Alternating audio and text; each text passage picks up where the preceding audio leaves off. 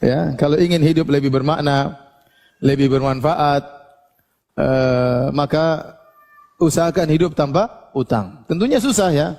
Kita rata-rata pasti punya hutang. Antum punya hutang, saya juga punya hutang ya. Tapi ya tergantung tingkat utangnya berapa itu aja. Semakin banyak semakin bikin pusing ya. Ya, karena memang hutang itu kalau bagi orang-orang yang zalim, mungkin dia cuek aja, dia punya hutang, dia nipu orang enggak ada masalah. Tapi bagi orang-orang yang beriman, hutang itu suatu permasalahan besar. Dan harus dia permasalahkan karena hutang itu sangat berbahaya. Nabi pernah tidak mau menyelatkan orang gara-gara belum bayar hutang ya. Ya.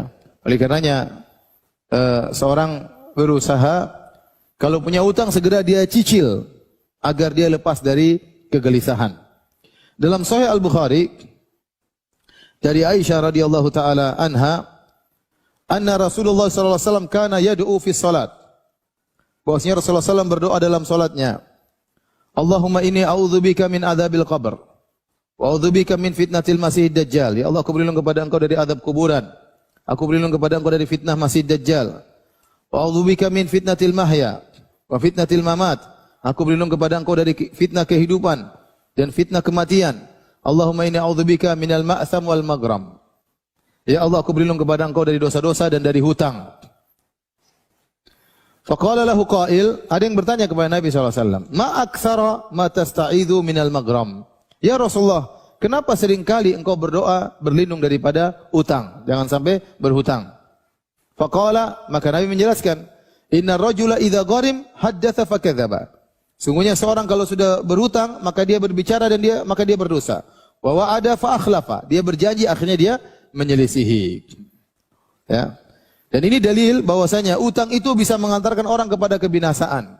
Utang itu akhirnya mengantarkan orang kepada dosa-dosa besar. Idza gharim haddatsa fakadzaba. Kalau dia sudah berutang, akhirnya dia ngomong dan dia dusta. Supaya apa? Supaya bisa tidak bayar utang. Wa ada fa akhlafa, dia janji ternyata dia menyelisihi. Minggu depan saya bayar utang, ternyata enggak bayar. Saya lagi enggak ada uang, padahal ada uang. Misalnya. Jadi banyak dia terjerumus dalam kedustaan, dalam menyelisih janji, terjerumus dalam sifat-sifat orang munafik. Idza haddatsa kadzaba wa idza wa'ada akhlafa wa idza tumina khan. Terkumpul pada orang yang berhutang. Kalau berbicara dia dusta, ya. Kalau dia berjanji dia menyelisihi, kalau dikasih amanah dia tidak amanah, ya. Orang yang hutang, ya, kalau dia ingin lari dari hutangnya, akhirnya terjerumus dalam dosa-dosa besar tersebut. Bagaimana seorang berbanyak untuk berdoa kepada Allah Subhanahu wa taala agar terhindar dari hutang. Kalau dia punya hutang, agar segera lunas hutangnya. Maka ini saya peringatkan kepada bapak dan ibu-ibu, ya. Kebutuhan kita banyak, namun harus kita prioritaskan mana yang lebih utama. Jangan kita terlalu berangan-angan, bermimpi-mimpi, ingin sesuatu yang mewah, sementara kemampuan kita tidak ada. Akhirnya kita hutang. Kalau kita sudah hutang, ya, kita jadi hidup gelisah. Kalau kita beriman, ada orang tidak beriman, dia cuek saja. Ada sepasang suami istri, suaminya soleh, istrinya enggak soleh. Suaminya mikir utang banyak, istrinya santai saja. Mas, utang lagi mas. Utang lagi, buat apa? Beli mobil lagi. Kita butuh mobil lagi. Mobil pertama enggak, masih butuh lagi, enggak apa-apa. Utang aja. Tawakal sama Allah, insya Allah bisa lunas. Yang gelisah suaminya. Karena yang ditagih suaminya. Kalau orang soleh, wanita soleh pasti pusing mikir utang. Bagaimana kalau dia meninggal dia punya hutang? Nabi saja tidak menyolatkan orang yang punya hutang. Maka seorang supaya dia bisa hidup tentram berusaha untuk apa? Tidak punya hutang. Kalau punya hutang segera dia lunasi. Dan penyakit orang kalau sudah punya hutang, dia akhirnya nunda-nunda pembayaran. Dia sebenarnya mampu bayar, dia tidak bayar. Dan ini berbahaya seperti ini. Dan Nabi mengatakan, matalul ghani zulmun. Orang-orang yang mampu untuk bayar hutang, kemudian dia tunda-tunda, dia berbuat zalim. Sejauh mana, selama itu dia nunda-nunda bayar hutang, dia zalim terus. Kalau sudah jatuh tempo, dia harus bayar. Sementara setan datang, ingin dia punya uang, ada uang di tangan, dia gatal ingin beli-beli barang yang baru. Dia tidak bayar hutang. Ini hukumnya haram. Dan akhirnya apa? Dia tidak tahu balas budi. Ya akhir sekarang, zaman sekarang, ya, siapa yang meminjamkan uang sama kita? Kecuali orang yang baik. Ya. Orang saja susah untuk cari pinjaman, akhirnya minjam di tempat-tempat riba. Dengan jaminan macam-macam dengan...